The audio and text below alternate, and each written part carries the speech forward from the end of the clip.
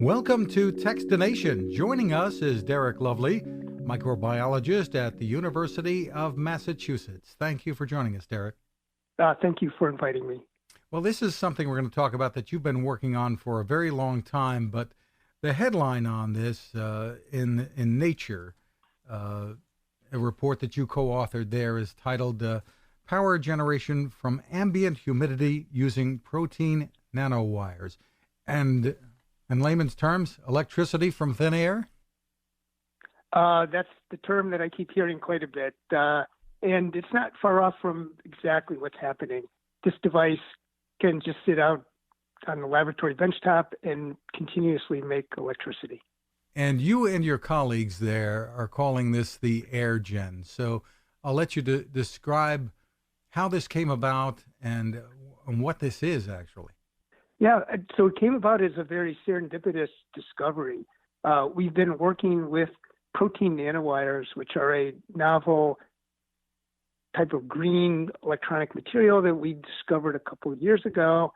And in these studies, we were actually working on our application of making flexible biomedical sensors when the graduate student working on this, his name is Yaomin Liu, and he's in Jun Yao's lab, he's my collaborator, was working on making a sensor, and he discovered when he arranged the electrodes on the protein nanowires in a specific way that he was getting electric current generation, which was a complete surprise.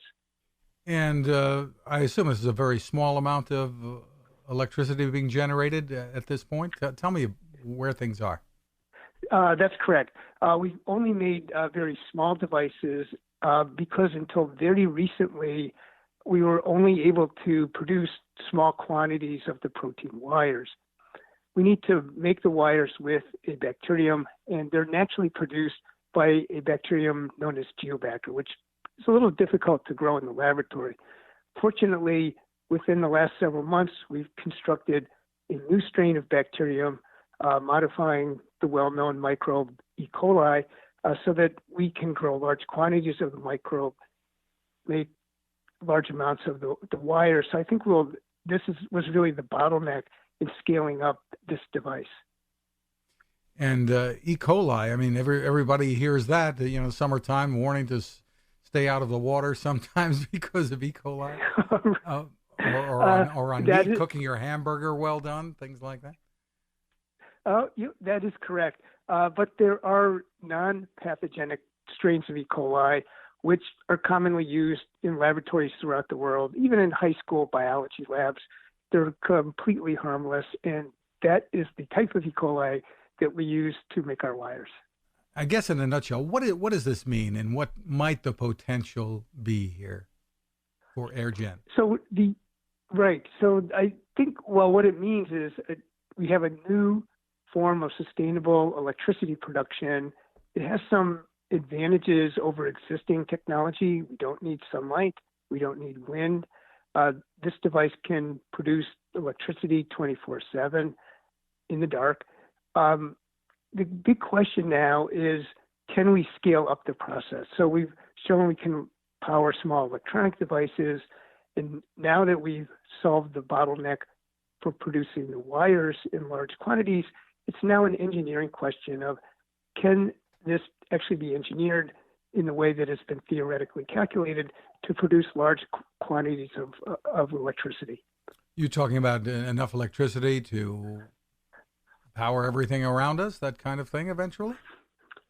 Right. So, we'll take it in stages. Right now, what Jun Yao's lab is working on is small patches that can continuously power electronic monitoring devices. These will be biomedical devices that you would wear on your skin, for example, and then scale from there. Possibilities include, say, a device that could go on the back of your cell phone, so you don't need to plug it in to charge it. As was explained in the Nature paper, a device, in theory, based on scaling, that would be the size of a refrigerator should be enough to power a small home.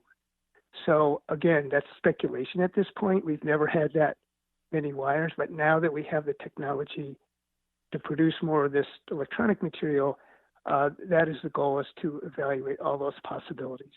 And what might the economics of this look like? You're not burning anything, right? So you're not consuming in the traditional sense No. anyway. I think that's one of the beauties of this technology. There's no carbon input or no carbon emission. So, we've got around that issue, which is often associated with electricity generation. So the main cost is just producing the material. And fortunately, we can produce the material quite inexpensively with inexpensive feedstocks, or what I mean by that is organic material that you would feed to an E. coli to grow the cells. So we don't need a lot of energy even to produce the material. And of course, once it's made, it's a stable material that in theory should last for years. We haven't been at this long enough to have a device run for years, but we've definitely had them run for many months and without any failure. Now, where do you go from here? I assume once this hits a publication like Nature, you get a lot of interest in it. You got interest from me, certainly, but you get interest from people who've got money too. So tell us where you see this going from here, and maybe how quickly. Yes. So where it goes from here in terms of the funding is always an issue. I don't know if it was just a coincidence. The same day our paper came out, Jeff Bezos announced his new energy fund, I think $10 billion to start. So maybe there'll be some interest from foundations such as that, or maybe the federal funding agencies. This has been such a new technology that we really have not shopped it around, so to say, yet. But I think now that the technology's been vetted by experts that reviewed it for Nature, we are really ready to go to that stage and scale up the operation so that we can, again, scale up the devices. I guess there are some skeptics out there, and how do you address what their points might be here in saying this might not be practical on a large scale? Right, and I think as scientists we try to be our own worst skeptic. Even from the beginning of this, it was such a surprise that electricity could be generated in this manner. We did many types of evaluation to determine that, in fact, this system works the way we think it does. In terms of skeptics for scaling, I'm fine with that. I think it's reasonable to be skeptical when we are making such small devices, and it's really on us now to prove that we can scale it.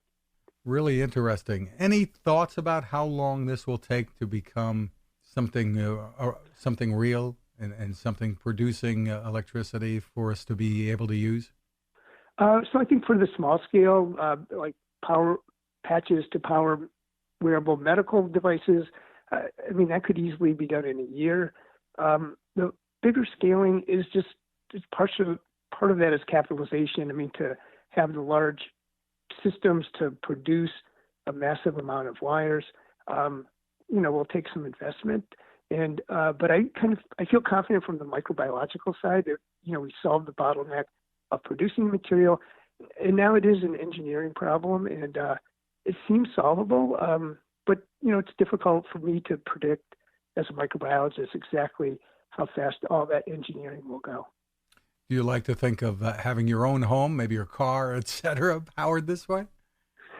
Yeah, absolutely. That would be a dream. That would be a dream come true.